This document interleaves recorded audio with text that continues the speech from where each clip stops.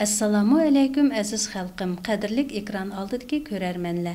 Qadam televideniyasi Cumhuriyetlik Uyg'ur etnomadaniyat markazi yenidagi Uyg'ur maktablariga hamkorlashish shtabining navbatdagi uchrashishini diqqatingizga taqdim qiladi. Qadam televideniyasining hozirda o'tgan navbatdagi uchrashish mazkur jamiyatlik tashkilot yenidagi olimlar kengashining bir turkum a'zolari bilan bo'ldi. Mazkur uchrashish va uning qatnashuvchilarini tonishtirish va shtab raisi Turan Dunyasi Turkiy tilli xalqlar madaniyati jamiyatlik fondining mudiri Karlin Mahbirovning shtab ishlari haqida qisqacha axborot berishi bilan boshlandi. Tövəndə diqqətinizə ushbu uchrashishdan ko'rinishlarni taqdim qilamiz. Assalomu alaykum, hurmatli qarindoshlar, olimlar, bugungi uchrashishga xush kelibsizlar. Hammanglarga ma'lum, buningdan 2 oy ilgari Cumhuriyetlik Uyghur Etnomadaniyat Merkezi'nde Uyghur maktablari bilan hamkorlashish shtab qurilgandi. Mana shtab qurilgan kundan tatib Almut shahri va Almut viloyatidagi 63 maktabni aralab keldi. Shundaqla Almutda biroz sohaning xodimlari bilan uchrashuv o'tkazildi.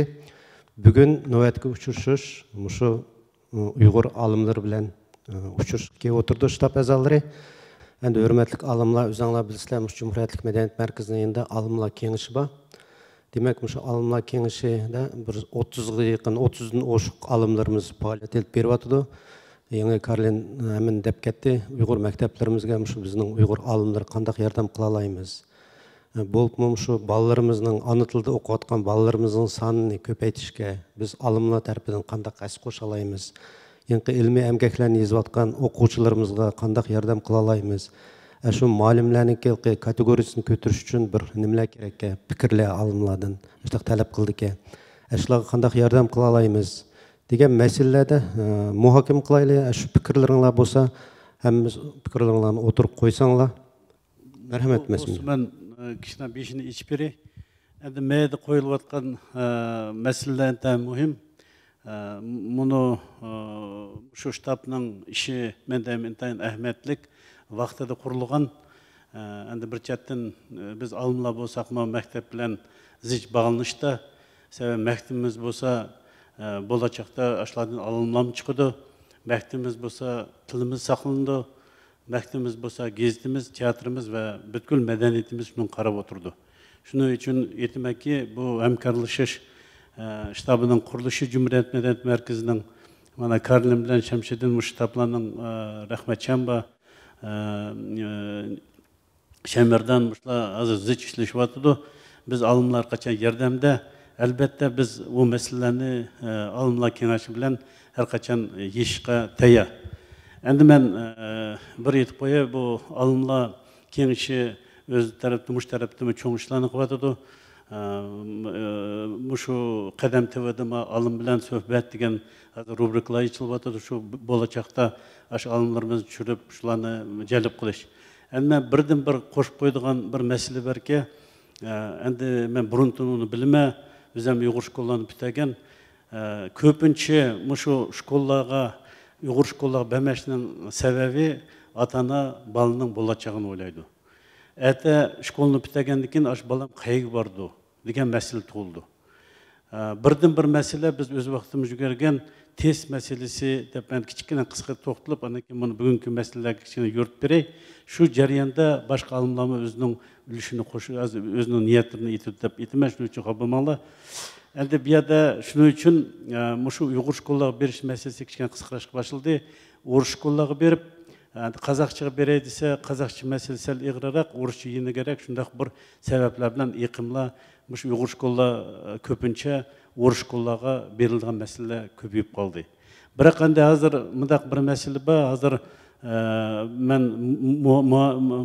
institutlarda, shu universitetda ma'lumlik ishlarimiz bo'lg'ashqa, hozir Qozaqcha o'qish masalasi cho'ng dairada hukumatning yordamida ko'tarilyapti. Men o'ylayapman, shuning uchun O'ruscha kichkina qisqarish mengyapti. Endi shu bir period mashtaq tushyapti. Hozir mana bolalar mutlaq asrin Chimkent, Jambullardan O'ruscha bilmaydigan bolalar keldi. Shundan qaraganda Qozaqcha maktablarning kengayishi bilan Qozaqcha bilan Uyg'urcha yaqin. Men ota-onalarni birinchi shu yaxshilik Uyg'urchaga berib, uyg'urcha balını bitagan қазақша darslar bor, keyin Teslanima tushunishga bo'ldi. Shu birdan bir bizga mush uyg'ur shkolalarini kengayishiga sabab bo'lgan bir masalalarning bir masalalarmi deb o'ylayman. Shu paytga biz kelyapmiz. Mushni foydalangan durusmikin. Endi o'rus shkollaga emas, mumkin bo'lsa uyg'urcha o'zimizning ana tili shkollaga bersak, shu mush Teslaga qozoqchaga yaqin institutlarga tushish masalasi yeni kerak bo'ldi. Endi mayda masala qo'yilibdi, bizga shu ma'lumlarning men o'zimning niyatini aytib ketay, darajasini ko'tarishda har qanday retsenziyalar kerak. Ya bo'lmasa bolalarni meningmi balajaqlar bo'lgandan keyin bilamiz, bolalar har qanday darin ve başka konkurslar qatnashib, yuqori o'rinlarni olsa, bo'lajaqda grantga egilinish masalasi yaxshiroq bo'ldi deb konkurslarni uyushtirildi. Hukumat tarafdan отдел образованиядан, Министерство образованиядан degandek shu tarafdan albatta ularga ilmiy tarafdan retsenziyalar kerak. Endi madam u endi rasnetsak o'ngay yechiladigan masalalarning birimikin deb o'ylayman. Sababi mana biz hamkorlashish shu shtabi bilan birga bizda har taraflama olimlarning tizimlari bor, har soat ishlayotgan. Biz shu olimlarning tizimi har soatni epla shu retsenziya berish kichkina saytini qo'yib qo'yishga bo'ldi. Shularni men hamsini biz olimlar kengashi bilan nima suhbatda shu olimlarning tizimini tizib, shkollalarga avtituvchi kim bo'ldi, shu direktorlarga ya bo'lmasa bir общий sayt qurib, Cumhuriyet Medeniyet Merkezi'nin nimasiga saytiga sepib qo'ysak bo'ldi, ya bo'lmasa shkollalarga avtituvitali. Ular birdan geografiya bo'lsa shirib chiqam, biyologiya bo'lsa bizga, yana boshqa olimlar bor, har tarafdan filologiya bo'lsa Ruslan Arziyev degandek, ular birdan qayerga retsenziya berishga ashada ko'rinib turdi. Shu sabab bo'yicha ular chiqib, bizning olimlar qachon biz yordamda shkollalar bilan qachon ishlaymiz. Biroq buni hozir ko'tarilayotgan masalada men abayim tashabbuskor bo'ldim. Birdan bir masala shu Uyg'ur bolalarning shkollalarga berish yo'lini echish, psixologiyasini shuni qiliblashtirish. Shuning uchun mayda professorlar kelib o'tirishga men bilimi preferensiyatsiyalik ishlar mangdi. Shundima endi bo'lajaq kerak, bu yil emas. Endi yilmi kerak? Bolalar 9'da o'qiyotgan, 10'da o'qiyotganlar bolalar bor. Күнділі мәйді жығылдыған жағдайлар болмайды, жығылғандың басқа профессорлар келді, мәйді әр яқтың вузлардан профессорлар отырды. Bir diyerim қысқа, өзірінің вузлар тоғырын қысқа етіп, мәшәк кәсанла, мәшіттақ жағдайлар бар деп, yolла очық деп, бірден бір паран қойған дұрыс мекен деп, рахметін басымыз бар. Шу жарияндың мен бір қошып қойай, Mana bizning texnologik, injenerni texnologik, men o'zim texnologiya universitetida ishlayman, professor ham Almatada 2 vuz bor. Uning mana men aytib ketdim, sanavar Almat texnologik universitetida ishlaydi, dotsent bo'lib, men yerdima ana keyin injenerlik texnologik universitet bor. Ashada shu Uyg'urlarning professiyasi deydi. Uyg'urlarning bunday aytganda bo'lajagi degan технология пищевых производств, технология перерабатывающих производств, тамақларның бехатерлік бойынша факультетлер бар. Әнде енді бір неме шу вузлар кәсаңла, үкімет қазір шу яғы чоң дайырда грантларны біліп отырды, оның үстіде болачақ мұшу қайта өндіріш деп, қазір қайта өндіріш деген мәселе көтеріліп отыр Қазақстанда. Себебі әрбір сахада Қайта өндіріш ашу үкіметті болмаса, о үкімет артық қалды. Шүн үшін мұшу факультетлер кеп, мұшу институтлар кәсаңлар, грантлар алынып, ұйғыр балалары түшіп, әм оқыш дайырда біздің контроль ясаймыз, уақытта мұшу заңның әхметлік бір үлішлік естілер деген деп ечіқі болды. Умумен мұшу мәселелі, әнді мен қысқа шу тоғырлық мұшындақ өзімнің алымларына арқача ярдым ба, Şu spisklarını verelim, mümkün olsa o taraftan biz yardımga arkadaşlar tayyor. Rahmet. Qani merhamet nöbetli kim?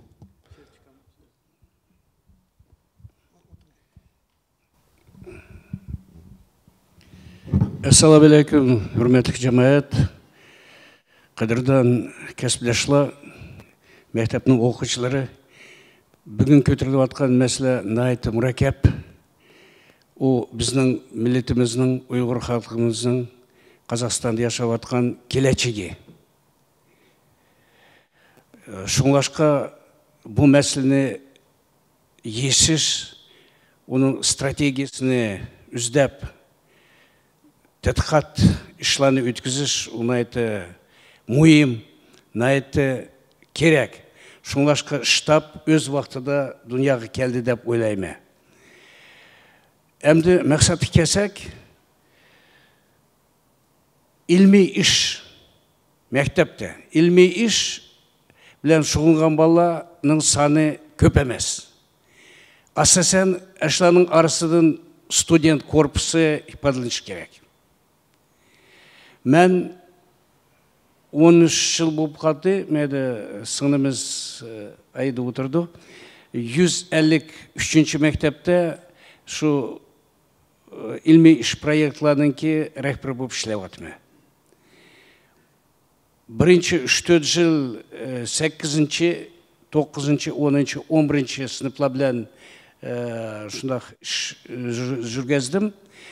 Onun da keyin o kandak mezmunu kanda desangla olimpiyada, ilmi iş, proyekt, olimpiyada buğanda onu şehirlik olimpiyada, respublikalık olimpiyada, областной olimpiyada, çet ellik olimpiyada, şunu bizning o'quvchilar qatnashgan bo'ldi.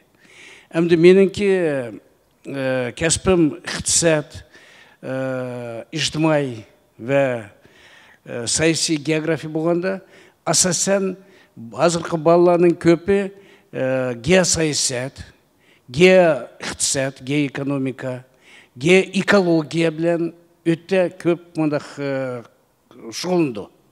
Şunlaşqa men 7-8 sınıfның баллары тегі өзіне şu sağladı tapamısa 9-10 келгенде улы конкретно уже қайсы сағаға көңіл татыды, қандақ нәтижелерге мүмкін етіш уланыңки әмді бишіда орысша айтқанда образуется динамический стереотип. Уже специализация келгісі кәсіпні тағылап нем қылды. Шыны мен әмді профессиональный ориентация даймен ғой. Оны дұрыс азыр модель. Әрбір университет өзініңке қандақ пәнілер ба, қана сағылар ба, факультетлер ба, бірақ 50-60 жыл болып кетті. Мен өзім көп чәт әлді болып, Европада 12 университетті стажировка өттім. У Германия, Австрия, Швейцария и Ұлыбритания, Англия.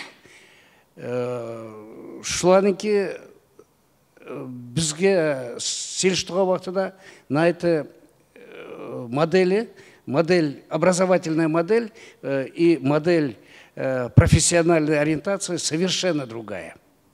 В корне изменяется. И за ними будущее. Шунлашқа уйғыр мектеп бұл тараптың сілі дұрыс еттіңла, бір қадам ilgir болуш керек башқа мектеплерден. Әгерді біз шундақ дәрежеге етмесек, кечірсілі, яқшылық ба еді, ямалық ба мектеплер yoqtib qo'ymiz maktablarni, arılып qalmiz. Sebebi bunu raqobatchilikdan aldığan bo'lsak, eng yaxshi maktab bizniki 153-chi, eng kuchli. Бірақ мен 153-чи мектептіңки 10-чи, 11-чи сыныптыки балаларыны айды сыңлымыз біле, 27-чи орыс гимназия біле бірләштіріп, аштақ немләні өткәзсәк, әлбәтті біздің бала төәнірек. Әгерді 27-чи орыс гимназияныңки 10 балысы шуна сайрап тұрып, шунчелік компетенция дәйміз, білімі шуна юқыр болғанда ұйғыр мектебінің ішкілі қыз шықты, ашыла білен бір дәрежеде. А башқа мектеплер қандақ? Ездің мектеплері. Мен өз вақтыда бұл мәселені көп тәтқатқан, әмді мұны теманы нымық кетмей, шұңлашқа біріншіден қандақ мүмкіншілік ба. Мұны штаб құрғыныңла интайын яқшы, мұны ішіне давам қылай беріш керек. Ішкеншіден әрбір мектепте элективный курс деген бөлінді, сағат, программа. Әшу программа бойынша мен әшу мектепті ішлейме, директор ешқандай зарплата керек емес, милләт үшін бекағымы іштеп бермесем, яқ болмайды деп, әрбір мектепте элективный курслар бар, шу курслар арқылы балаға біз мұны география, биология, математиканы бәмейміз. Мәселені, проблемаланы, ilmi problemlarını. Hem de hepsi şu ilmi problemlarını yetişinki kandak sapası intan yukarı buluş gerek. Ben onun başka bunu nişte her yılı 2 gün leksiya okuyayım. Arı darın boyunca. Şu balalarını Uygur mekteplen nem kıldırgan bolsam, seliştirdigan bolsam, bizde balalar. Nayete Uygur mektepte yaş okuyucular, bulak sani intayın az. Balaga maslaşmaydı ola bilen, derece boyunca. İkinçiden şu nemi yetmeydi bizim balaga? Sapalık, malumla качество образования da intayın tüven. O yalnız Uygur mektep emez. Bütün şu nemedeki Kazakistan'daki mekteplerindeki derecesi tüvelep gitti. Şunlaşka 10 мың Kazakistanlıkla Rusya'da okusa studentler, 10 мың Xitayda, menin bunu mektepteki ballarımdaki ben ular anketa ile устный опрос yazganda 50% chet el kitimizdeydi. Sebebi bizdeki Ali mekteplerindeki derecesi tüven. Tüvelep git bardı. Жылдан жылға, күнден күнге nim git bardı. Şu nem kılış gerek bizge. Birinciden talep özge yukarı köstüp, mekteplerde bunu konkurslarını ötken vaxtıda bizden okuşla köp kıyınçılıklardan duçar buldu. Sebebi orus tilde, kazak tilde. Hem de 101. mektep, 153. mektepten alsak, onda mesele yok edi. Hem tilini yaxşı bildi. Ben Uygur rayonunda buldum, Çelek rayonunda başka mekteplerde derecesi na порядок ниже. Порядок diyen 10 есе. Tüven. Şunlaşka ilmi iş arkalık balla okuşunki bunu nemesini derecesini kötegini buldu. O intan yukur sapaga igi buluş gerek. Unda bulmasa bizden mekteplerimi yokap getidi, biz mi şunu bilendim gitmez. Вот. Şunun için gelecekte hem de kalkını ben orus tili etay. Вот моя мой долг, допустим, каждый год выпускать 5-6 этих учеников, выпускников 153-й школы, не сколько готовить к олимпиадам, сколько к поступлению в вуз и определение места, то есть в жизни, чтобы он в процессе вот этой работы, это и профориентационная работа, выбрал специальность. Сейчас очень сложная система болонская, она внедрена в нашей республике, и я за 10 лет выпустил 40 человек, примерно 40-50, которые стали студентами престижных вузов. Куда я их рекомендую? Если они хотят в Казгу, пожалуйста, но давайте сначала специализацию и сможете ли. Бір Uygur баласы Зияров Алишер деген бала, сәніке тілігіңла, келіп, мен геоэколог болма деді. Геоэкологияға келген вақтыда, өйді әдемнің саны яман көпке, мен дедім гидроэкология будет заниматься деп, у бала бакалавриатны яқшы түгетті, магистратураны түгетті, құдайым бұрысы бейіл әмді докторантураға. Оқып етіп магистратурада Казгидромет ішлеп, стажы ба, значит, шуныңға нем қуатыды. Азыр Uyghurладың мененки 3 докторантым ба Казгуда. Бір докторантым ба сәнке Алматинский технологический университетта. Шунлашқа, әгерді мәді отаған рәхбәрлі ба, то есть немле профессорлар, доцентлар, академиклар, меніңше, вот это надо создать цепочку. Школа, бакалавриат, магистратура, докторантура. Эгерде шундах зәнжір болып, біз наиболее конкурентоспособный специалистланы, штучный товар тәйнаш керек. Онда болмаса, бізге бұл дүнияда орын жоқ. Яңғыз Қазақстанда емес, азыр шундақ тенденция кетіп барды. Қайдылы болса конкурентоспособность на очень высоком уровне. Вот шуныңғы мәселені чақырып атыма. Әрбір мектепте, мана Карлин Кумыснеки немесі білен, можно договориться с заместителями директоров по научной работе, с директорами, элективный курс. Эгерде ездік немелер болса, Zoom арқылық. Это вполне реально, вполне возможно. Все зависит от профессиональной подготовленности преподавателя, профессора, доцента, насколько они смогут. Я не считаю, что, конечно, много недостатков дистанционного обучения, но таким образом можно охватить все школы. Но в то же время, на мой взгляд, менің пікірім бойынша, һәм баланы али мектепке тәклif қылыш дұрыс емес. Найты подготовленные, шунчилик сапасы юқыр баланы. Допустим, Швейцарияда Сурих университетта мен бір 3-4 апта дем қылдым, стажировать атқанда үйеді профессорский составта 100 Нобель лауреатники немелерке, Нобелевские лауреаты. 100 профессоров, понимаете? На первый курс, если поток приходит 100 человек, на третьем курсе, завершающий 3 года, там бакалавриат, остается только 30. 70 человек отсеивается. Они не боятся этого. Но зато бакалавр дает возможность продвижения. Магистры – 100% трудоустройство.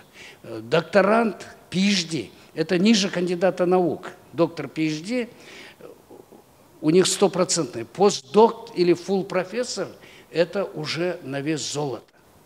Шундах дәрежеге кемесек, при том отношении к нашей профессуре, в нашей стране, прогресса не будет. Я думаю, вы с этим согласитесь. Вот такая вот ситуация. Поэтому надо бить на качество. Я думаю, что штаб дальше будет разворачивать свою работу. Надо бы создать или пользуясь вашими связями в департаментах образования, если не институт повышения квалификации, я там преподаю, часто меня зовут, там чисто в формальном формате проходит. Конечно, учителя получают, но не те знания, которые являются конкурентоспособными. В то же время, значит, модель профессиональной ориентации меняется. Допустим, НИШ сейчас готовит студентов, то есть учеников Назарбаевской интеллектуальной школы для Назарбаевского университета и за границей. Это будущая экономическая, политическая элита. Если взять Дарын, то оно готовит для наших местных органов управления и так далее. Дарын и НИШ готовят одновременно зарубеж, Великобританию, Швейцарию и так далее. То что остается?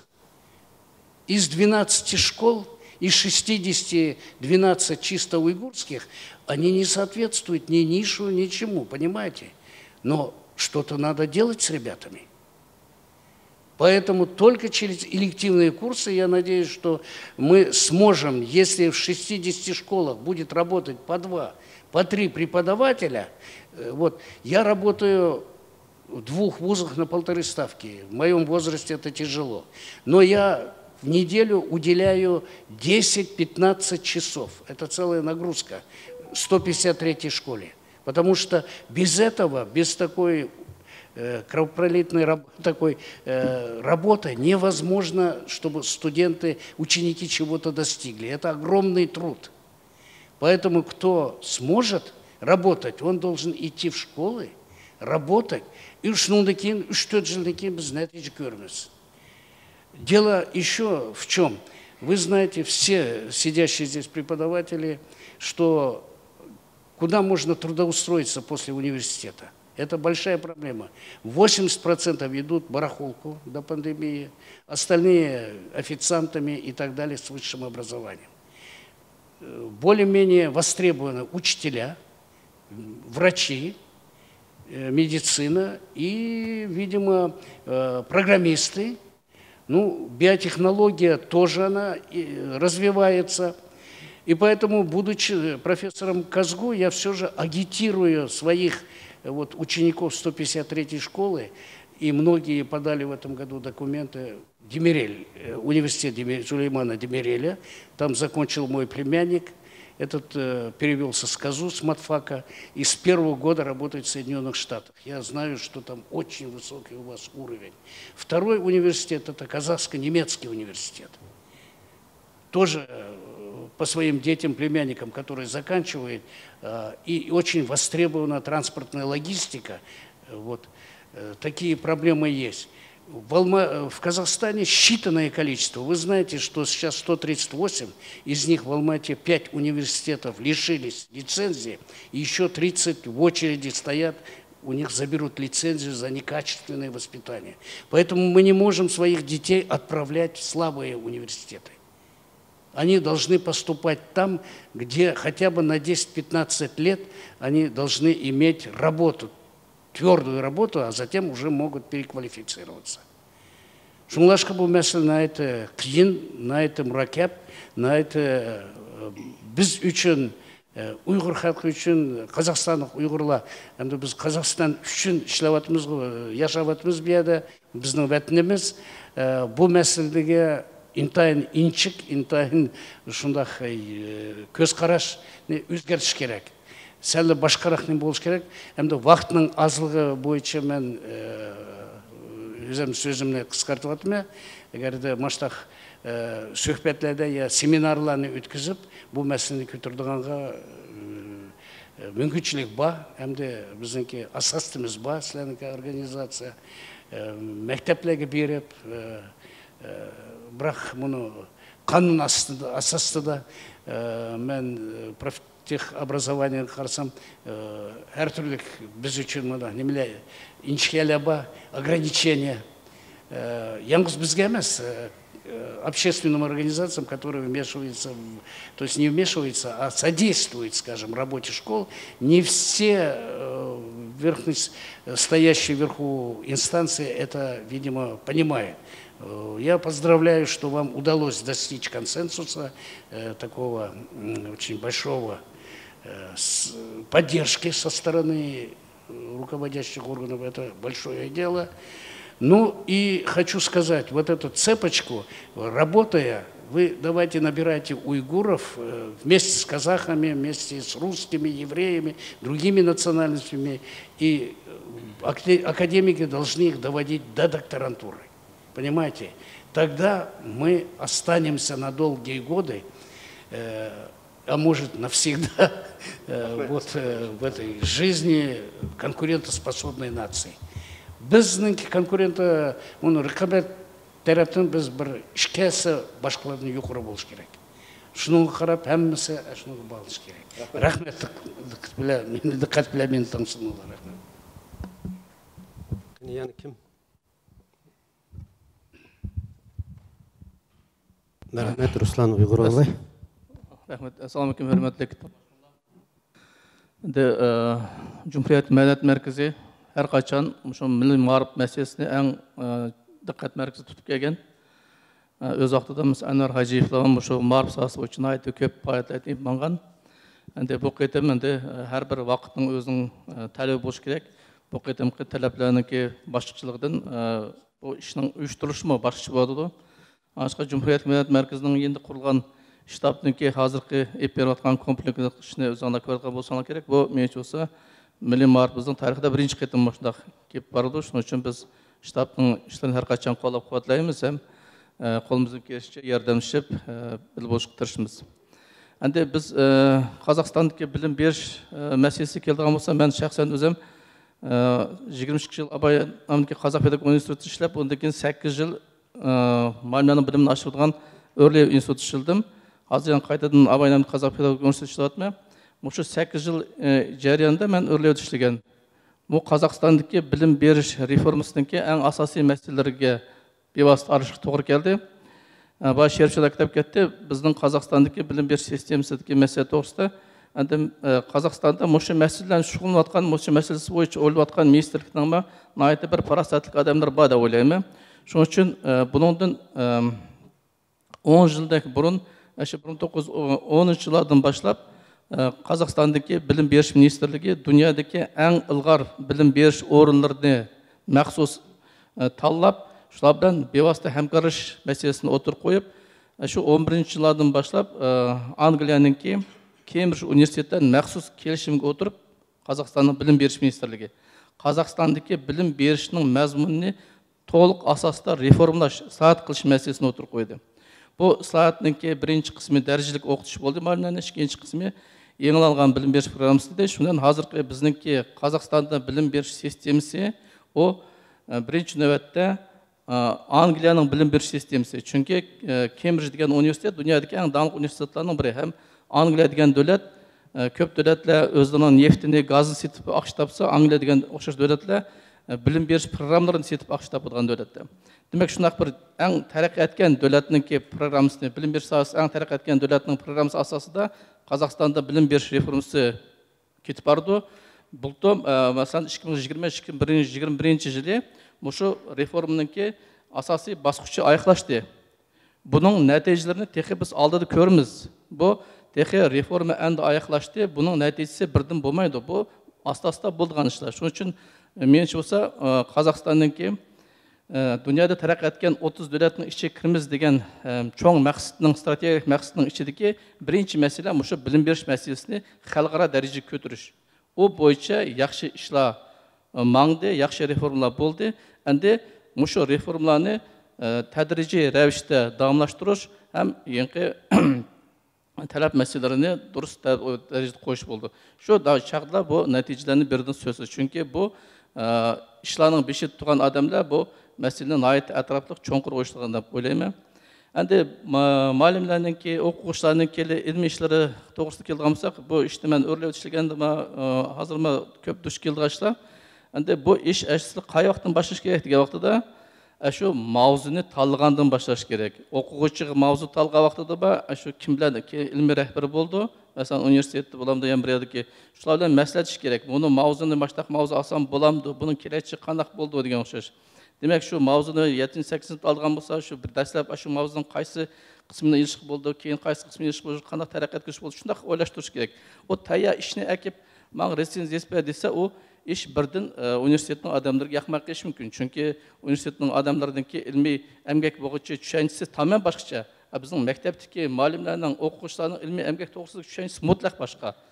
Şunun üçün bu məsələyə diqqətli qilish, şu müəllimlər özləri diqqətlə oynaş gerek. Ondakı müəllimlər özləri bir ilmi iş proyekt alma desmez, sözsüz bir aldılan şu kimler bilişteydi. Mesela İtalyan biyologiya boyunca məsim cəmdən işləməyə edilmişsə, demək aldılan al, məsim cəmdən kelişib, məsim cəmdən mavzunu talab edib, ondakı şu özününki proqramsı boyunca işləgən dürüst oldu. İlki təyə işqə resenziya etmə degan işni mən toğru köməyimə.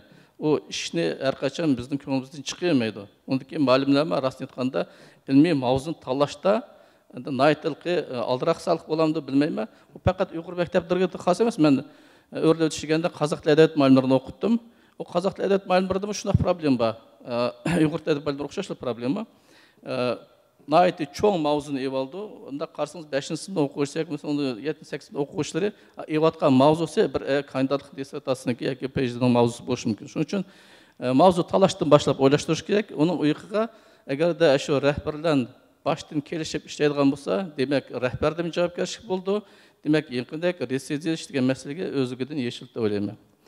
Endi bal to'plash masalasi, nima, universitetlarda talash preferensiya masalasi kelgan bo'lsa, endi Muşu bizdeki Kazakistan'da ma'rif sahasida maktabda ishlayotgan muallimlarniki 90%i muşu Abaynamdagi Kazak Pedagogik Universitetini bitirgan bo'lishi kerak deb o'ylayman.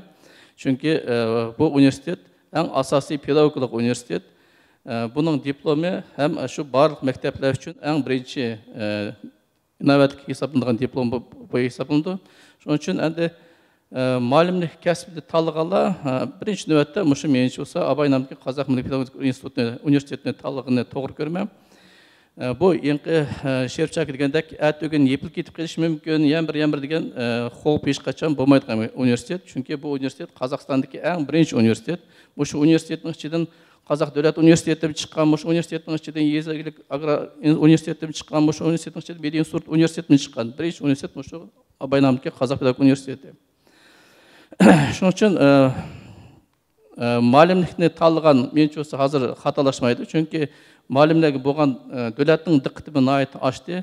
O dövlətin boğan diqqəti faqat müəllimlərin aylığını kötürüş arqılı eləməz, müəllimlərin cəmiyyətdəki ornunu, mərtəbəsini kötürüş arqılıqma boğadıdı.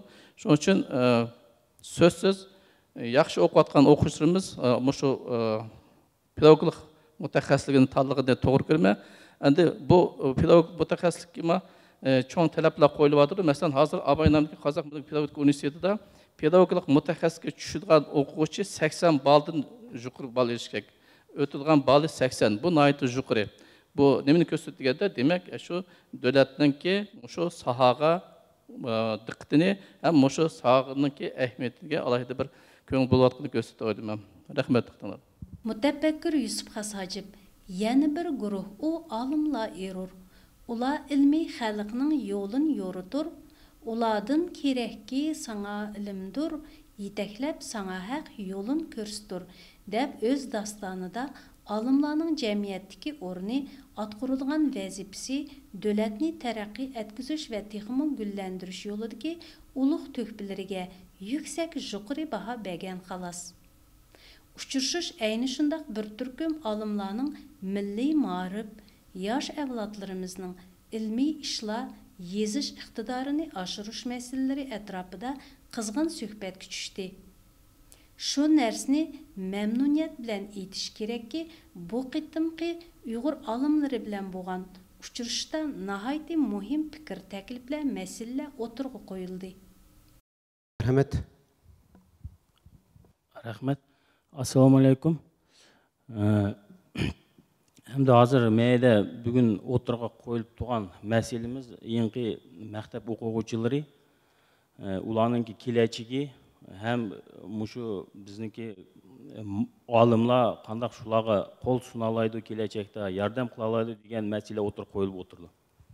Şu məsələyə hazır meyde aldığımızda şuna yaxşı paranlar gəplər ötdü. Hem de şulağa mən üzəmdən bir kiçkin oy fikrimni qoşsam deyman. Ruxsat bersin. Rahmet.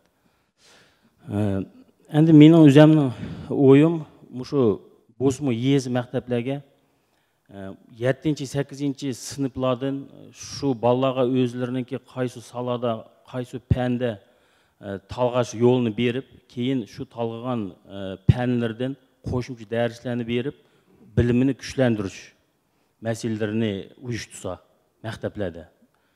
Həmimiz birkip degan oyum var. Keyin məktəbdə bu balla 10-11 klasslar çıkanda kiçkinan şu pənlərdən közü içilip şu pənni kiçkinan çoğunqurak okup bilimi kiçkinan yuqurlarga yetgende muşu çoğun şəhərlərə muşu Almut oxşaş Astana, Nur-Sultan ve başka çoğun şəhərlər institut, universitetlərə ekskurslarını uyuştursa. Onda çünkü bu məsələni hazır eti otağının səbəbi mən özüm məsələn yezdi toğulup şu yezdi çoğun boldum. Biz mesela ki məktəb bütəgicə şu institut, universitetlərini köz aldığımızda keltiremgen. Jağdıy boğalarının boldu, bombalarının yok. Bırak şu ballarının arasından nurgun alımlar, bilimlik ballar şuların arasından çıkıdı. Şu ballarının ki hakikat məqsədi yetkisi geldi, amal yok, yetemeydi. Şulağa bizdeki kişinin yardımımız болады. Мәселен, бұл биология саласыдың талғыған балла болса шуланың ішінде. Мұны мәселен өзім ішлеп отқан өсімдіктер институт, биология, биотехнология институтыда, якомса аграрный университетларда азыр шунақ яқшы лабораториялар ичиліп отыр.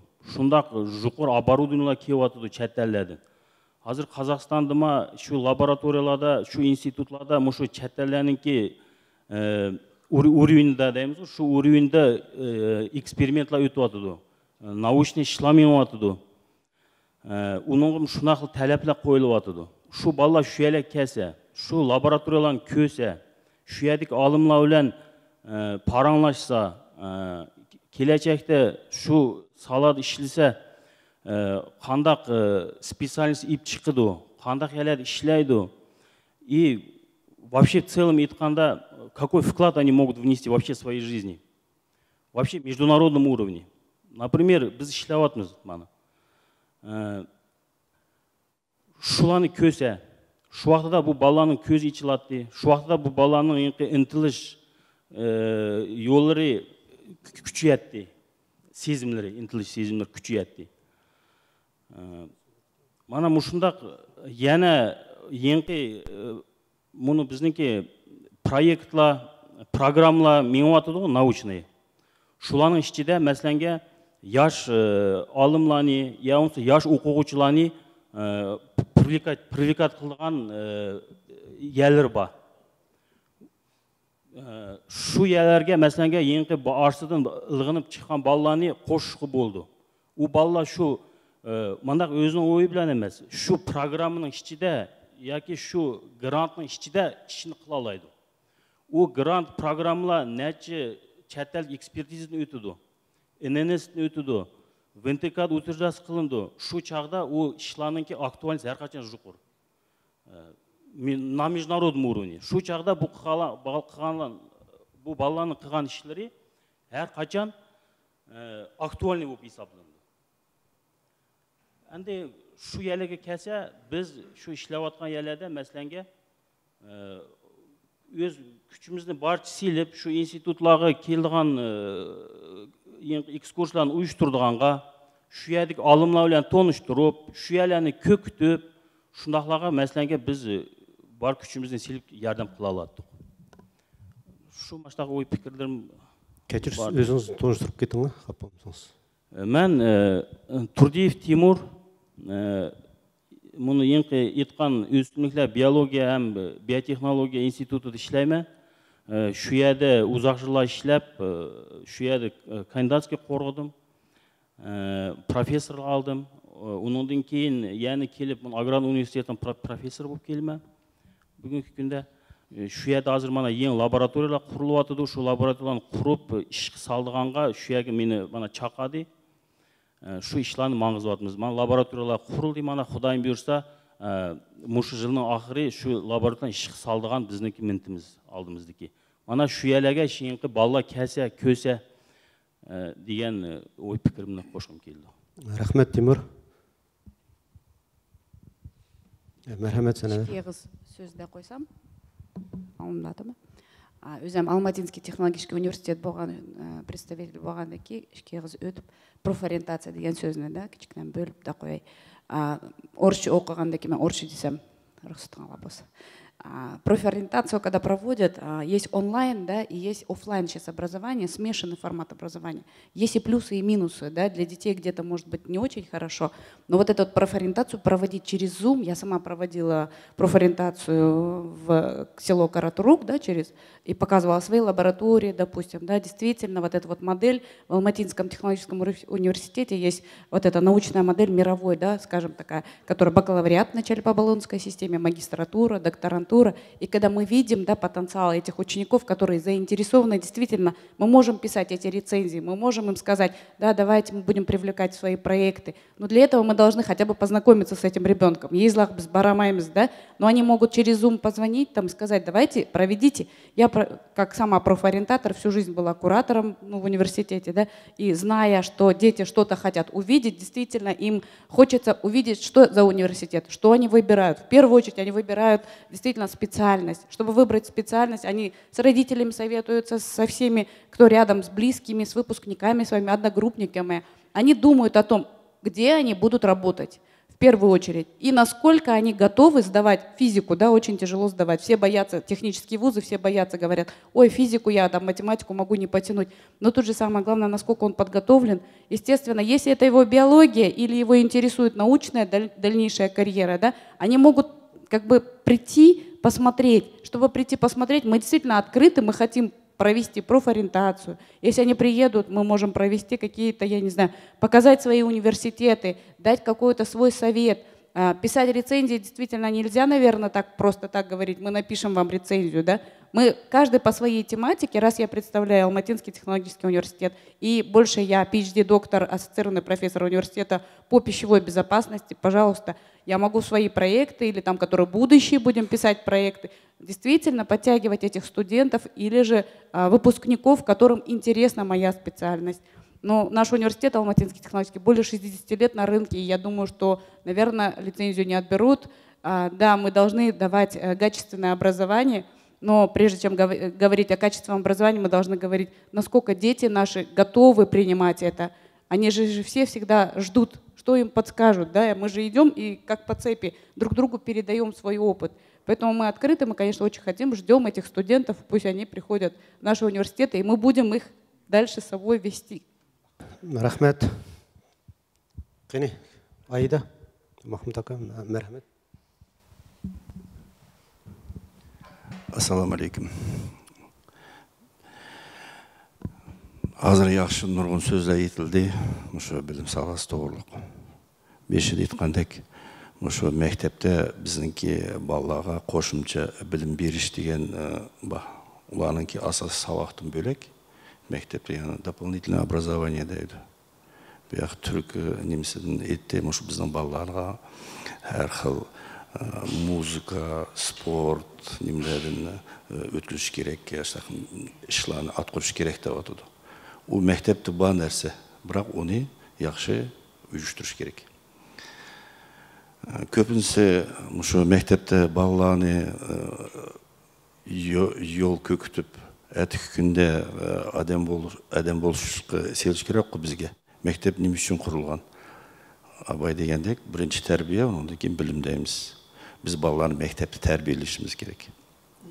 Оның үшін, мана ұйғыр мектеплері. Біз ұйғыр мектеплерін құрымыз, өзіміздің мәдениетімізді сақлаймыз, киімімізді сақлаймыз, өзіміздің абыройымызды көтеріміз, мұндағы милләткерлігіміздің тарихымызды біліш керек дейді. Şu salada biz köp işleşimiz gerek. Ruhani deydi. Biz mana Yeni Ruslan Uygur etiketi o. Ben baş örlüyordu. Çoğun okuyucu, trener. İşimiz üç hetimden şu Nazarbayev intellektual mekteplerden iş tecrübemizden götürüp gelip işlevatımız. Ben 20 yıl oldu şu institutta işlep geldim. Onu ahırkı yeni program boyunca biz nahayet nurgun işlerini əməlge aşırdık. Onun içinde Uygur, Kazak, Orus mekteplerinden muallimlerine ben sabah verdim. Öz pənim boyunca. Bir yerde strategiya degen oldu. Şu strategiya arqılıq biz mana hazır içi otqan bizdeki ştabның özünün strategiyası olmuş gerek. Biz bir dilli professorlar çıkıp kettik, bir dilli alım yasap etimiz dedik. Strategiya birinci klassın başlanıp детский саттың бай етіліп атыды. Şu strategiya Uygur mekteplerinin stratejisini kuruş gerek degen menin sunuşum ba. Şu strategiya детский балаларны детсаттан başlap, детсаттыңки программасы бар, дошкольное образование, мектепке дейін деген şu program болуш керек. Onundan кейін birinci klassın, 4. klassıqça бастауыш üyede, onundan кейін yani жұқырқы сыныптағы бағанда şu bölek қараш керек. Bir yerde мысалы bizdeki Қазақстандaki bütün şu başka республикадaki alımla şu Uygur mekteplerini yolu seliş için şundak bir çoğun bir nem kuruş gerek bizge. Bir yerde seminar, konferensiyalar ötüş gerek. Onluğan konferensiya, onluğan seminar ötküzüp, onundan keyin muştaq hazır biz meyde çaqqallı ötü otumuz var, özümüzün oylarımızın dağıtımız, aşılağımızda qoşulma. Бірақ пока biz strategiya құрмағанша biz дәрежеге жетемейміз. Uygur балаларını biz мектепке береміз дейміз. Олар біліш керек. Uygur сыныпта оқығанда ол бала неме алды? Ең бірінші тәрбие иқын алды. Бай мана дүниежүзілік түрк әлемдегі башқарып атқан біздіңки хадымлар да отуды. Uygur балаларының мәдениетін көтеріміз дейді. Дұрыс, ол баланың ішкі дүниясы, ата-анасының түсінігі, Uygurların қаншалық келечек бал адам болды, шуның түшүнүгү болса, şu вакытта уйгур мектеби берди. Как робот окшош орыс мектепке беритипла, o öz yolu bile kete verdi. Alım boldu, profesör boldu, buluyorsun. Undakın buluyorsun. Kosmonavtın bolsun. Meyli. Orçu mektebini bitirip, Moskvaga verip okusun. Endi biz ökün WhatsApp'larda körüp atmız go. Bir Uyg'ur balası baka, şu nimde komandada baka, kosmonavtga deydi. Men xoşalop kaldım. Endi okugan balka. Biroq Uyg'ur sinfda okup atkan balla Қазақ тілі бойынша, пәні бойынша нем бар? Сабақ. Қазақ үшін үйренішкі болды, орыс үшін үйренішкі болды. İngiliz төрт тіл Uyg'ur сыныбының ішінде Uyg'ur балалары төрт тілді біліп шықшқа болды. Ончылық мүмкіншілік бар, аңлап атмыз ғой енді. Бірнеше тіл дегендік. Шуның үшін Uyg'ur мектебінің ішінде мен осы өрлеуді ішлеп келіп атмын. Muallimler, ustazlar, bizninki şu 20-21 жылы, şu yeni programı kelgende beri ben baykadım, bizning Uyg'ur muallimleri, ustazlar, mektepte işlep atkan muallimler, kursga keldi, konferensiyaga keldi, hem ya katıştı. Kazak mektebinin muallimleri, Orus mektebinin muallimleri birdek konkurska, birdek testga, birdek hem nimi katıştı. Ozып çıktı. Bizninki Uyg'ur muallimleri, Uyg'ur mekteplerinin muallimleri разносторонний дейді ғой. Шундақ күчлік мұғалімдер. Шуның үшін мен итай дегенім, мұшы балаларыныңки немесі жоқ. Орыс мектебінде оқыды, ямыз қазақ мектебінде оқыды, Uyg'ur мектебінде оқыды. Орыс мектебінде болса о гений болды, қазақ мектебінде болса о yazgıcı болды деген сөз жоқ. О генеалогический біздің Uyg'ur балаларыныңки ішкі дүниясы дейді, шуна Руслан. Балыныңки İşki dünyası deydi. İşki dünyası. Muallim klasga kirgende, sınıfga kirgende, muallim şu klastaki atmosferini tutuş gerek. Mesela Uyg'ur muallimi kirip, assalamu aleykum, hürmetli balalarım, qandaq ahvalыңlar, отырыңlar, бүгінгі сабағымыз мандақ дегенде, баланыңки неміз көтерілді. Внутренний состояние дейді ғой, көтерілді. Қазақша кіргенде, о бал өйді Uyg'ur сөздеп келіп отқан бала кіріп, қалдарын қалай мындақ дегенде ки, оның какой-то бір отрицательный воздействие маңылы. Қандай қыл дейсіңіз? Бұл адам ғой, адам. Шүріш үшін, шу балаларыныңки келечекте ең алды біле, о адамгершілігі күштік болса, о қандай қыл болмасын мәселені ешіп кете берді. Адамгершілігі ішкі дүниесі күштік болса, о орыс үшін тез қобыл қылды, ангел үшін қобыл қылды, адамларын қобыл қылды. Шу түрде мұны Кембриджский университетінің программасына Қазақстан алды дүниежүзілік еңдімге. Әшініңки асасы, основа дейді. Асасы, фундаменті әшініңді ятыды. Балыныңки көз қаршы ішкі дүниесі. Оның нерчеді де английше оқамды, ұйғырчы оқамды, қазақша оқамды. Бияда ұйғырчы оқысын деп атқан сәбебіміз, сәбебі о атанысыла үйді ұйғырчы сөздейді ғой. Менталитет деген нәрсі бар. Şu mentalitetini внутреннего сыртқы воздействие. Şu Uyg'ur сөздеп, атаңыз да атқан сөздеріне нұқып келгенде, оныңғы сыртқы тәсір тегіш мүмкін де башқа сыныпта оқығанда, башқа тілде оқығанда. Мысалы, элементарный нәрсе, қазақша бір сөзіне сорайды, қазақ классы Uyg'ur баласы баруды, қазақ сыныпта оныңғы бір қазақша сорақылы қойғанда, ол білмей қалды. Uyg'urcha өйді сөз айды ғой. Білмей қалғанда, şu alt sabah pütküçe o bağlı özü педагога психологияда бика айтмаған. Психологическое состояние ребенка меняется. Өзгеріп кетеді. Қандай қылмен бұл қазақ сөзінің немде айтып, даже сыныпташыды сорса, удайды, ой, сен аш сөзін білмемсе деген техім түшіп кетті. Ол баланыңки білім немесе рухани ішкі дүниесі төн түшіп кетті.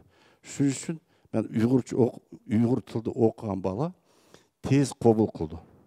Ана тілді оқыған бала дейді ғой азыр ілімлерінің даватқыны өз ана тілін білмеген адам башқа халқының тілін біле алмайды деген де бека айтмаған. Шу менің итай дегенім. Алымларға қосылыма, нағайты яқшы. Әнде яна етіп кетедіған бір мәселе кәсіп дедім ғой. Шу келечекті балаларны байқы қошымчы білім беріш. Мен бірнеше пәнлік өріз қыма еді. УПК, учебно-производственный комбинат, профтехобразование, технология, сөрет, қол өнер, сызыш, графика, проектирование, компьютер білен, Həmsini bunu mən üzəmə ivaldım, bunlar etsəm. Mən işini oxudum, mən qıldım. Şunun üçün, kəsbim tağlaş üçün aldı bilən bala, bayaqı qoşumçu, bizdə Uyğur məktəblərdə düşküç oxudu, düşdün keyin otun yarıdı, yağımsa su toşuydu, bağıdı, alma ösürdü. Бірақ qoşumçu sabaqlarını oxuş керек. Sizin deginiz mən qollayım. Mən əşnəqdər sizin proyektinizi qoşulaydığa oyun var. Bir yerdə eksperimentalni məktəblər oldu. Akımız deyəndə 153-cü məktəb eksperimentalni məktəb oxşaş boğatıdı. Biz bir yezlada onu qobul qilish mümkün, bir yezlada qobul qılmaydı. Қазақчы məktəblərdə мысалы шебер ауыл деген болчу. Біздің чевер езі болуш керек. Şu en yaxşı çever yezді, şu qoşumçu немлен маңызған екен, кейін башқа ата-аналар көрген екен дейді, мандақ екен ғой, yaxşı екен ғой деп. Маңды рахмет, тыныштығыңызға. Қане, мәрхәмет, яны кім сөзлігішілі? Аида? Мәрхәмет. Ассаламу алейкум, hürmetli көрерменлер. Бүгін жұқыр дейтілған штаб чоң үш мәселені көтіріп отырды. Манам шу үш мәселе бойынша, бірінші сіз айтқан мәселе бойынша мен ата-аналарға, оқушыларға ве ұстазларға, педагогларға мұраджат қылғым келді. Қалған ішкі мәселе бойынша штабқа өзімнеки бір нәче тәвсиярым бар, шуны беріп көсем, қобыл қысаңла. Оқушыларны Uyghur сыныпларға топлаш мәселесі. Бед мен мысал келтіріп бақмақчы да, мәселенге атаны балысыны мені таллап амай, Мәсімжанны таллап евадыды. Шу чағда мұалім, әр қандақ мұалім өзік совал қойыш керек. Мені таллап амай, оқуғычы екі болмыз атана, Мәсімжан ағайының немшкі таллап алды. Демек, проблеманы әр қайсымыз өзіміздің ішіміз керек. Демек, менің академиялық білмім төвәмі, екі болмса методикалық чеверлігім төвәмі. Көп вақытта біздің ұстазлар проблеманы башқа едіңіз дейді. Атан өткізіп әтті башқа сыныпқа. Ең қыдак языковой барьер дейміз. Языковой барьердің проблемін іздейміз. Языковой барьеріне hazır ешідіған нұрғын механизмла ба. Оны сыныпның ішчіде, мектептің ішчіде, сыныптың сырт ішлады. Бұл немені проблеманы ешвелшіқі болды. Беді демекші болғыным, егерді бала Uyghur sınıfıға келмей ватса, o çağda şu Uyghur sınıfıda ders berip atқан pedagoglar problemini özümüzden nem qılıp sorap ve özümüzдің üstüdün işleşimiz gerek dep oylayım. İkinci mesele boyunca recenziya meselesi boyunca nurgulgan recenziyalar mаңымы келді, мен ойланмайла recenziya шықтая, бірақ әлбәтте оныңдан işini sorayım.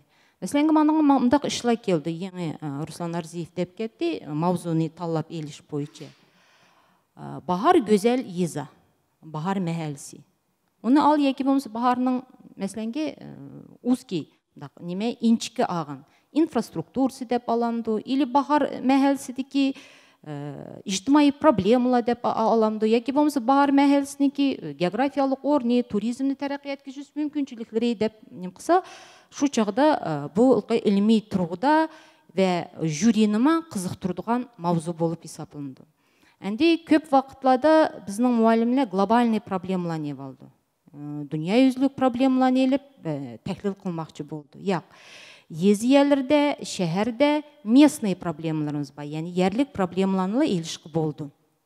Мәселенге алайлық бір неменеке туризмні тәрәқи еткізушті тұқия, инфраструктура оқшаш, Ondan кейін әгерді глобальный проблемаларын ағымыз кесе, ашу глобальный проблемаларын еліп, ondan кейін шу местный дейміз, ерлік проблемаларға улаштырып, бағлаштырып, тәхлил қылышқа мүмкіншілік бар.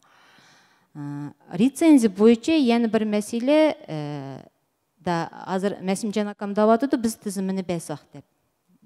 О тізім біләлі мәселе ешілмейдіған болыш керек. Біз оның үшін езі мәктептерлер еқін болыш үшін ijtimai торлады. Facebook дейміз, Instagram дейміз, өзімізнекі әбәқи страничкаларымызны нем қысақ болды, ашсақ болды, сіләге тәвсия. сайт азыр пока штабты yo'qke, бірақ сайт Uyg'ur Medeniyet Merkezi'niki бар. Шу еді бір рубрика ашсақ болды. Әнді у еді тізімні беріп қоймай, мәселенге Шеріпжан Надыров білен біз 13 жыл бойы ішлаватымыз. Егерде Шеріпжан Надыров у ерге өзініңки іш палиетіні, биографиясыны бердіған болса, у әр қандақ атаныма, ұстазыныма, оқуғычыныма қызықтыра алайды. Сіздің өзіңіздің іш палиеті, чәтелдік іш палиетіңіз, еткен нәтижелеріңізді шу ет ендік бердіған болсақ, егерде соцсетлаға, яғни іжтимаи торлаға бердіған болсақ, о жағда сіз білән оқуғычылама, ұстазлама еқін тоншалайды, шу еге сізге немеге прямой немеге бәқі бағыныш қычықалайды. Яғни немлеге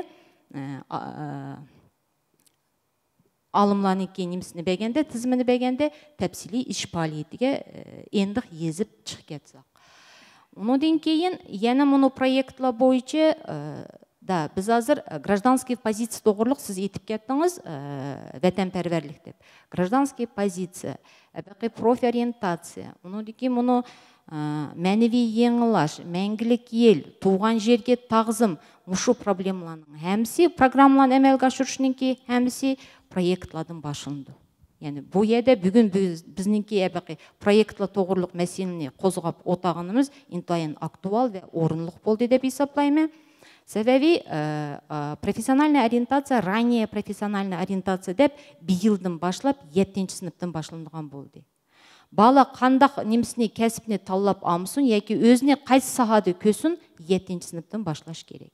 Егерде министрлігіміз, бізніңкі білім министрлігіміз 7-ci sınıftың шу немені саханы таллап елішқа мүмкіншілік бердіған программаны түшіріп атқанден кейін, ұстазла ранее профилизацияға атанылама, оқуғычылама 7-ci sınıftың көңіл бөлішіне башлаш керек деген сөз.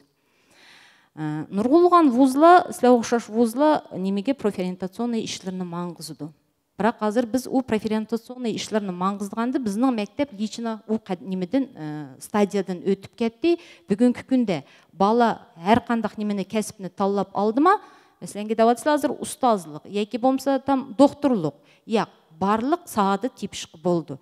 Егер бала шу кәсіпіні таллап еліп, қайсы іш орында өзіні көріп атыды, шуны біледіған болса, бала шуныңға интілді, шуныңлен кетеді. Мәселенге, мен экономика немесіде факультеті оқып атыды. Мен өзімді экономист ретеді қайет көріп атыме, яки болмаса аудит ретеді қайет көріп атыме. Мен өзімді Кока-Кола көріп атыме. Демек, 4 жыл бойы мен Кока-Кола немесіненке, әбәқи ішлеп чықырш орныненке компаниясыненке барлық іш немесіне үгініп чықыме. Іш палиетін үгініп чықыме.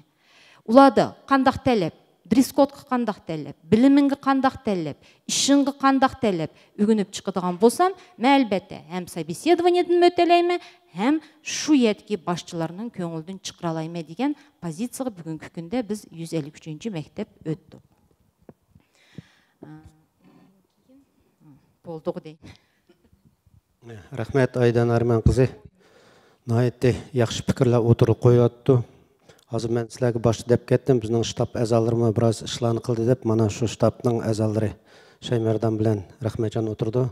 Sizlər bir yerdə nurgun adamlar kelemey qaldı, məlum səbəblər bilan. Məsələn, Ablet Kamalovlar badi штабның əzası, şunaqla Rahmetcan Yusuflar, ular məlum səbəblər bilan bugün uçuş qatnışamay qaldı. Qini mərhəmət, qısqa, mümkün bolsa 3 minut özüңlərning fikirlərini aytib ketsəңlər. Рахмет. Біріншіден бүгін шына яқшы бір ұшырыш болады. Чүнки бейді отаған ilmi Қазақстанда яшап әжіремігі өлен тонылған алымланың аудиториясы болғанлықтың мо, біз маузудың хейлі бір кәң дайырға ечіліп чықып кеткендек болатымыз. Ома босымы шу мектеплеріміздің ғеми. Әлбәттә шу yerdə bilim beriş ən mühimi hazırki bugünkü günün problemi Uyğur məktəblərə bal toplaş məsələsi. Şunun bilan kiçikina ayaqni bu yerə yetkizey degan məqsədlə dağıtman. Biz baya məsələni ştabның rəisi etib getdi, təkrarlab bunun vaqtını bölüşünün hacəti yox. Nurğunluğan yaxşı fikirlər, nurğunluğan şunda yaxşı bir oyla qoyulub atıdı. Оның әмісі өзіміздің болып мұшы милли мәктеплеріміздің бүгінгі ahvalını қандақ yaxşı qılımız деген мақсат. Umumi mavzu Ali məktəb bilen umumi bilim beriş milli məktəblərimizin alaqısı, münasibeti meselesi turdu. Her qandaq bay degендek pikirler delinip atıdı. Məsələn ki, şu ilmi işlerinin özügili kelgende Ruslan Arziyev dedi baya en muhimi şu mavzudun başlandı da atıdı.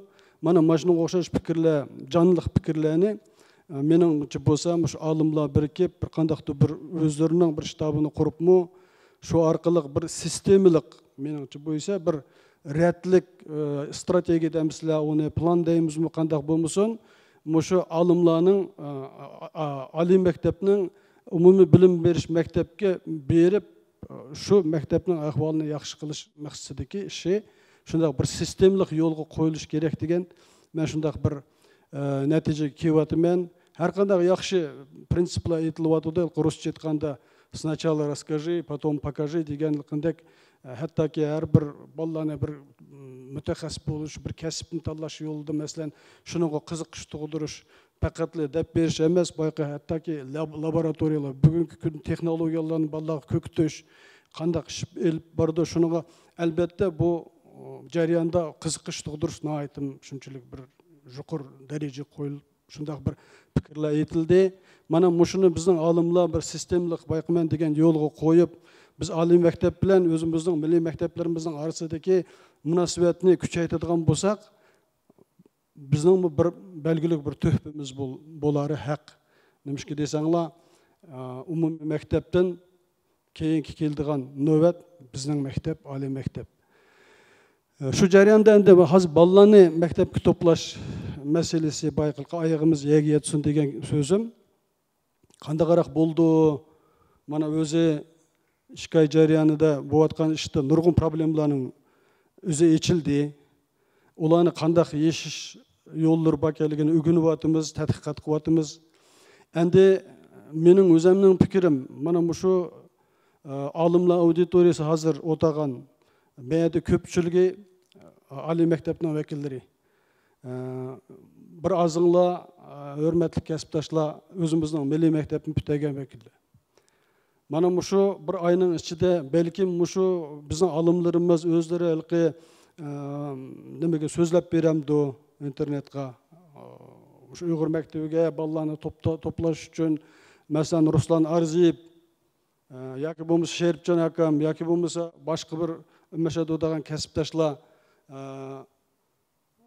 shu Uyg'ur maktablariga bolalarni jalb qilish to'g'risida o'zlarining fikrlarini, yaxshi bir fikrlarini qo'ysa, shuning o'zimi bir shu bir oyning ichida tashviqot ishi ham u bir qandaqdir bir natijaga bir shu Ruslan Arziyevning so'zidan balkim bir 5 bola ortiq maktabga kelishi mumkin. Yoki bo'lmasa Məsimcan Williamov'un sözünün neticesinde özünün jutudan balalardan bir küçük mektepke basa, Uyghur mektebi basa xalas, qandaq yaxşı. Mana şundaq fikirlerini qo'ygum keldi. Albatta meseleler nurg'un qo'yildi, fikirler nurg'un aytildi. Endi men o'ylayman bundan bizning olimlar bir xulosa chiqarib, bir natija chiqarib, bayqa aytilgan strategiya bo'lamdi, plan bo'lamdi, bu program bo'lamdi cho'ng. Shundaq bir ishlarni qo'lga elib Ali Mektep'nin vekilleri, Uyghur alimleri, biz şu özümüzden kar gözlerimiz, şu ana mekteplerimizde yar yölek bulmuşsak kim yar yölek buldu degen, maşındaki çoğun sahalını koyuvelip, şu vazifeni ada kılış için, şu borçunu düşünüp iş kısak, menençe bolsa bu iş hal buldu, algımandı degen ümitlimen. Rahmet. Rahmetcan.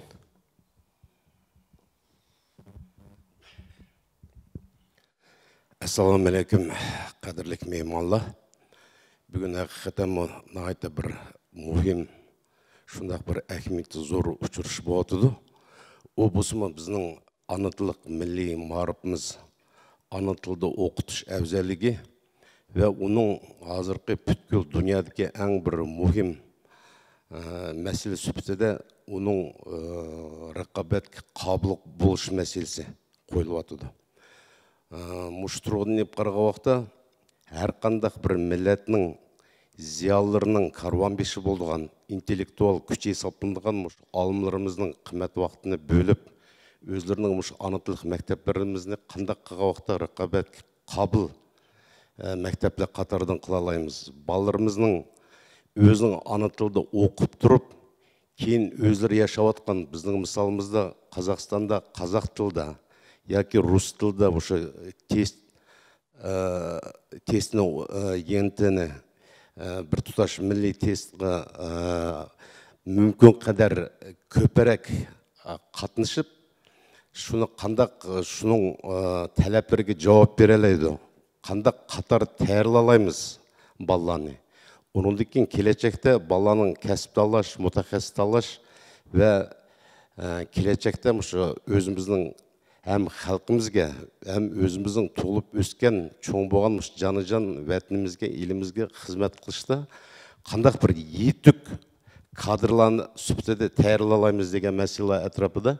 Азыр біздің Шеріпжан ака ақсақалымыздан башлап, барлық алымла өзлерінің сағасы бойынша қелі қымметлік пікірлеріңларын ит отқыныңларға найты мәмнун болып қошал болатымен. Әнді менің қысқаша ені бір нәрсіне ядаңлағы тиіп қойғым келді. Болып мұ алымла бұл мәселеде үзаңла әлбәтті яқшы түшінісілі бұл мәселенің мұйымлығыны. Обысыма әрқандақ дөләттіке білім беріш марып системісі бұл әң бір мұйым сағаланың бірі. Бұндақ бұғыны мәйлі алымла болсын сілі оқшаш қалыққа, көпчілікке, елімізге тонылған пәкәт Қазақстандылы әмәс, мұшы мұстақыл дөләтлі әм достығы вә чәтәләді мұ яқшы тонылған мұшы алымырымыз мана кеп отырды. Мәлім сәбеплер білән мүмкін бүгін қатышамығаламы көпті. Мен ойлаймын мұшы қадам телеканалымыз келечекте техмі мұштақ дайырысыны кәңәйтіп, сөкбет дайырларыны кәңәйтіп, мұш алымдарымыз білән вә башқы мұсаға қадымдары білән мұштақ ұшырышыла давамлышы деп ойлаймын. Ақырды дәйдегенім білім беріш марып сағасы бұл әрқандық дөләттіке әң әкметі зор дөләттер бідің дайым диққат мәркізіді тұрдыған саға. Немшке деге вақта әрқандық дөләтінің, әрқандық милләтінің келечігі о өзінің марыпыға бағылық. Шының үшін марыпыны тәрәқи әткіземге милләтінің келечігі жоқ деген сөз бұл әсірлі мабайында әрқандық дәрежеде етіліп көтіді. Біздің еліміз рәкбәрлігі тәріпідің бұл ибары талай-талай кетем тәкітленді. Әм мұшынға біз найты бір кәң юсында аңлық рәвішті яндышып, пәкет ана тілімізді оқайлы, ана тілімізді оқыш бұл бір конституциялық алы оқуқ. Шыныңға еліміз шығарайтыла яртылып беру атуды, ашын тоғыры пайдынайлы деп қоғанға біздің мәктеплер тәрәқи етіп кетмейді. Тоғыр ма? Шының үшін мен ең бір кетім мұшы алымдарымызға рахмет етқаш, мана меді Руслан Арзиев ағынымыз мұшы еңланған программ тоғырлыққа Махмұтжан кісі тәпсілі етіп кетті. Бұл программның чықыш тарихы тоғырлықмы қысқыша түшәнші беріп өтті. Әқиқаттан мұшы халық арлық стандартлаға муафық келдіған программыла асасыда білім беріп атқан мәктеплі қатарда болғанды екен, дөләтлік стандарт білен оқиды ғой, мәлі о дөләтлік мәктеплі болсын, рус тілік болсын, яки ұйғыр өзбек тілік мәктеплі болсын, сағат саны білім министрлігі тарапын тәстіқленген. Үйеді қарылып атқан мәселе әмі тілділі оқшаш. Шың үшін мәселе қайсы тілді оқыш емес, қандақ оқыш вә қандақ оқытышта. Балының қандақ ашының өзінің бір мұстақыл келечек болған інтілішіне ойғытышта. Шу тұрғыдың азыр Махмұтжан мамышы баланың өзінің бір мұстақыл ойлаш қабілетін тәрәқ еткіз тоғырлық яқшы пікірлән еті. Шың үшін мен ең бір қеттім ұшы алымдарымызға рәхметтеп тұрып, ана тілді оқыш әвзәлігіні әлбәтті тәшвиқ қылыш білән-білі шыныңға дайым әмден болып әсаңла деп сіләдін ұлтымас қылма. Әм еніқ бір тәкілім, әнді азыр интернет заманы ғой, Айда ханымы дұрыстап атылы, бевасты мәктеп пішіліп атқан екен. Мұшы сөз мүшәділа, итілға еділа, студияділа қамастын, әмәлі қандақ ердем қылалаймыз мәктеплерімізге, ilmi тұрғыдың. Шөйдікі оқуғычылар білән әмкарлық қылыш үшін şu bilim dergahlarındaki ustazlar bilen bevasitə bir alaqa ornatışımız керек те. Hem şundaq alaqa ornatılsa şu alma tarafından. Şunu köprek güç çıkasanlar. Elbette sizlerin turmuş ahvalınlardaki addiyliki, bendi süpütedeki, üzerlerinin atanın süpütedeki, boğum momu süpütedeki kıymetli vaxtınlardan bölek, kesbi işinlağı bölek mi elbette vaxt çıkırıp geçiş tez. Bırak şununla karmasın, şu meselede her bir nahiyelerde bizim endi ana tilimizdeki mektepler üzerler bilsizler, Almut şehri bilen Almut vilayetinde orunlaşkan. Şu için bunu Almutu'da Janubi Paytaxt biyerde köplügen mümkünçilikler var. Biyerdeki 5 mektebimizni bir chatke iştirip koyaylı demekçi emas. Aksinçe şu iki gimnaziyamızda hazır köp mekteplerimizge ülgü boğatıdı rast. Бірақ та şehir şaraitida mümkünçiliklerin köpkeligini men aytmasam bizanlar yaxshi bilasizlar. Hem mektebimizdeki o'quvchilar kontingentining asosligi o'rinlashgan nahiya merkezlerida bo'lsa-mu, masalan, Uyg'ur nahiyasining markazi Chonjiyasida, Panfilov nahiyasining Erkatda, hozir Chelak nahiyasi qo'shilib Emgachi Qozoq cho'ng bir region, Issiqdimi yo Chelak yesidimi, mushu olimlar bilan bevosita iş faaliyetini canlandırıp yapmağından muallimler bilen mi? İşte ştab tarafından bizim Karlin Bey, şu bir yaxşı teklif, enik bir teklifler olsa, şu vaxtda bayqı itilatkan bolup mu şu recenziya teklif nemelerini yazıp beriş. Oy bu şu bizim Karagözlerimi yazıp da bulan mı arlaşıp da depli hoşal bopla aşağı teşinin çırayını körüp de yazı koyuş emez. Bu doğruluk bayağı alımlar nayet yaxşı fikirlerini ettiğinler. Ve başka suçların kesip dalaş hem algı yetileş meselelerde başlamçı bulup esenler. Rahmet tıktınlar. Rahmet Can Müzəffər oğlu, hürmetlik kesiptaşlar, alımlar. Vaktimiz mi biraz buraya gitip kaptı. Reglamentka riaya kılып ettim. Şunun için bugünkü uçuruş nayeti ehmiyetli uçuruşlarının biri oldu. Nurgulgan, yaxşı, oylandırdıgan fikirler, teklifler oturup koyuldu. Her birinler özünlerinin oy fikirler bilen ortaklaşsınlar. Sizlerge köp rahmet. Eğer ruhsat kılsanlar bugünkü uçuruşunu yakınlasak. Endi xulas söz şu ştabның reisi Karlin Mahberovga bəsək. Merhamet Karlin. Uçuruşuş ahırında Karlin Mahberov Uyghur alımlarının okutuş Uyghur tilda жүрgüzüldüğün mektepler bilen hemkarlığını oruntuş ve bunundan kimi müstehkemleş məqsədində demokratik asasda Uyghur alımları ara ştab reisini belgüleşinin muhimliğini təkidlədi. Maqul ayeti yaxşı bo'ldi. Men bunda o'ylayman da bu yerda Cumhuriyet Medeniyet Merkezi'nde alımlar, Uyghur alımlar kengişi var. O kengişinki özünün WhatsApp'ta bir topu var. Mesmican şu topka barlık almanın beşini koştu. Endi yana bir WhatsApp'tan bir top beşini kimi şu sadece yok da o'ylayman. Hem şu alımlar kengişinin reisi şu ştabniki alımlar kengişinki işteki vekili bu kasba Mesmican doğru buldu o'ylayman. Bu yerda endi mektep bilen bir vasıta iş meniş bolgandan keyin şu Mesmicanга orun basırda aydan bolsa kalan hemimiz bermiş yerdə bolumuz da o'ylayman. Mümkün şu teklifim barında doğru görsənglər. Ştabның reisi Mesmican Velamov, orun basarı Ayda Asqara Boson deyen Ruslan Arziyev'tin teklif düştü. Muş teklif boyunca gap qısaq, jıraq ketmisaq. Ben Ruslan'ın sözünü kollayayım. Qağala qandaqdaydı. Məmə kelişimi intayin yaxşı kandidaturalar öz işi bilen körsətdi özünü.